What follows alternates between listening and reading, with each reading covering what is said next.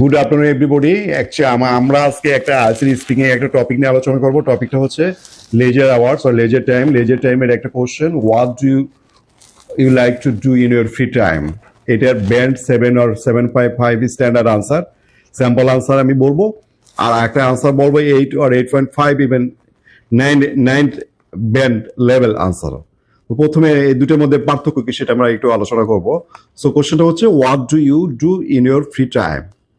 So, in my free time, I enjoy a variety of activities that help me relax and refresh my mind. I like reading books, especially novel and self-development books, because they help me learn new things and improve myself. I also enjoy watching movies and listening to music, which I find very entertaining and calming. Sometimes I go for a walk or do light exercise to stay active and healthy. Overall, I prefer activities that are both enjoyable and meaningful. So my free time is spent productively.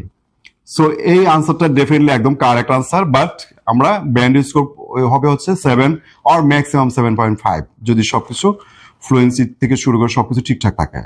কিন্তু কেন আমরা 8.5 অথবা 9 পাই না? তো 8.5 এবং 9 পেতে হলে আমাদের আনসার আমি একটু বলি, দেখেন এটাকে একটু কম্পেয়ার করবেন আগেটার সাথে, তো ডেফিনেটলি আপনি বুঝতে পারবেন যে অ্যাকচুয়ালি এটাই কেন 9 আর ওটাই কেন 7 or 7.5।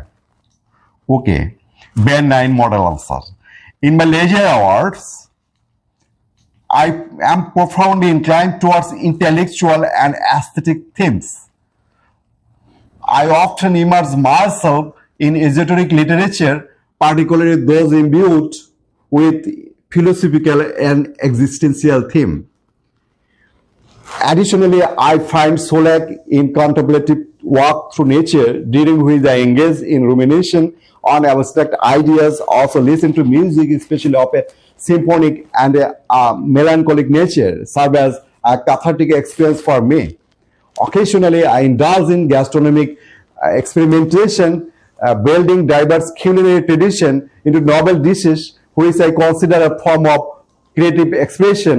I also derive immense satisfaction from engaging in erudite discourse with like-minded individuals, often delving into topics ranging from metaphysics to socio-political paradigms.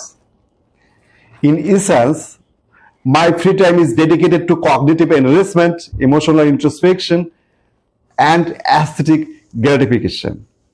So এই দুটা আমাদের স্যাম্পল অ্যান্সারের মধ্যে মেইনলি পার্থক্য হচ্ছে দ্বিতীয়টাতে ইডিওমেটিক এক্সপ্রেশন, অ্যাডভান্স লেভেলের poetic expression, high frequency word, that means advance vocabulary যত জায়গায় যতভাবে লাগানো যায়, এর প্রত্যেকটা অ্যাডভান্স স্ট্রাকচার, সেন্টেন্সের অ্যাডভান্স স্ট্রাকচারগুলোতে অ্যাপোজিশন করা, আবার সেন্টেন্স শেষ হওয়ার পরে একাধিক ক্লজ তার সাথে জোড়া লাগানো, এই বিভিন্ন ধরনের মেকানিজম করাতে এক্সামিনার এটা শুনে বুঝবে যে এর অ্যাডভান্স লেভেলের গ্রামার নলেজ, অ্যাডভান্স লেভেলের vocabulary, advance expression, idiomatic expression, poetic expression সব দিক দিয়েই পারফেক্ট।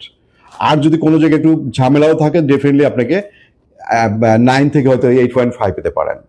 একমাত্র এটার সবচেয়ে বড় বেসিক স্ট্রেংথ হচ্ছে high frequency vocabulary, idiomatic expression. আজকের মতো এ পর্যন্তই, থ্যাংক ইউ।